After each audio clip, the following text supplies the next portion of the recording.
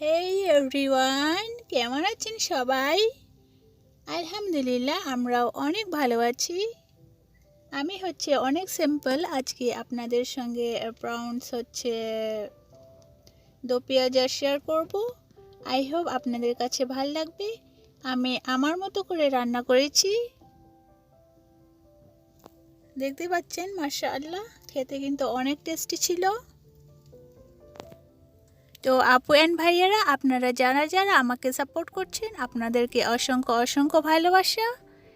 And যারা আপনারা নতুন আমার ফার্স্ট টাইম ভিডিও দেখছেন, কাইন্ডলি আমার চ্যানেলটিকে সাবস্ক্রাইব করবেন অ্যান্ড পাশে থাকার বেল আইকনটিতে ক্লিক করবেন। এতে করে আমার নতুন নতুন রান্নার রেসিপি আপনাদের কাছে পৌঁছাবে।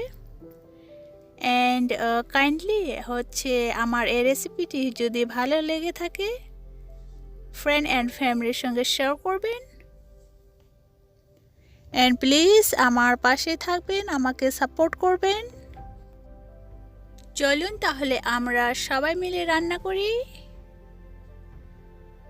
তো এই যে প্রথমে একই প্রসেস। তো আমি পেঁয়াজ এখানে বেশি ব্রাউন করব না, যেহেতু দো পেঁয়াজাতে পেঁয়াজ একটু কাঁচা কাঁচা থাকাটাই আমি মনে করি ভালো। তো এই যে আমি মশলা কষাচ্ছি এখন।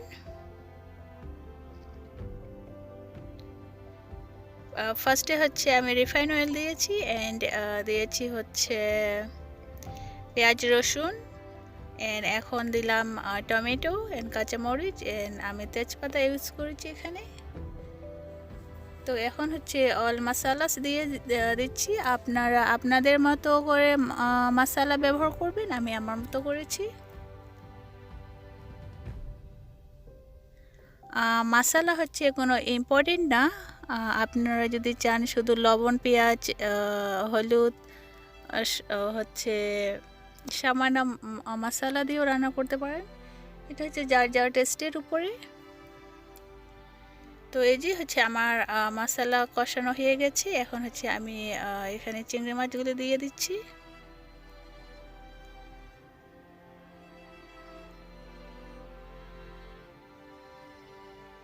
এখন আমি সুন্দর করে কষাবো, আমি ঢেকে রাখবো। আমি কোনো পানি ইউজ করব না এখানে। একটু কষানো হয়ে গেলে পরে হালকা পানি ইউজ করব। আমার আম্মু বলে দো পেঁয়াজ চিংড়ি মাছে এত পানি ব্যবহার করতে হয় না।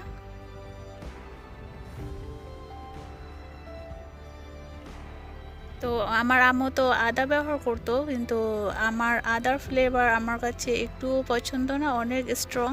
সো এই জন্য আমি কোনো আইটেম রান্না করলে আমি আদা ব্যবহার করি না। আমি যদি কখনো মাংস রান্না করি, যদি আমার মন চায় তাহলে করি, না হলে আমি করি না, কারণ আদা আমার কাছে মোটেও পছন্দ না।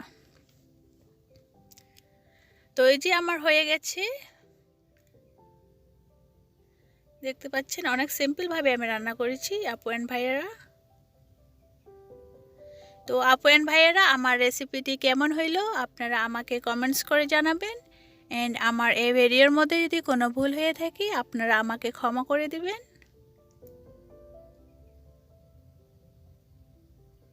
মাশাআল্লাহ, দেখতে তো অনেক টেস্টি লাগতেছে, তাই না আপু অ্যান্ড ভাইয়েরা?